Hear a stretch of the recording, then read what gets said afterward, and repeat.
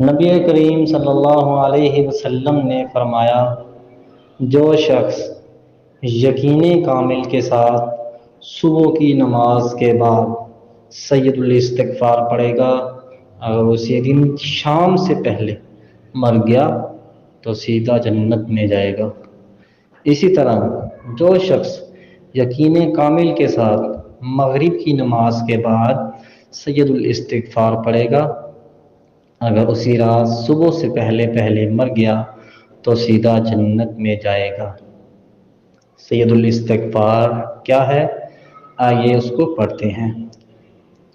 اللہم انت ربی لا الہ الا انت خلقتنی وانا عبدک وانا علی عہدک ووعدک ما استطعت اعوذ بک من شر ما صنعت ابوء لک بنعمتک علی وابوء لک بذنبی فاغفر لی فإنہ لا یغفر الذنوب الا انت۔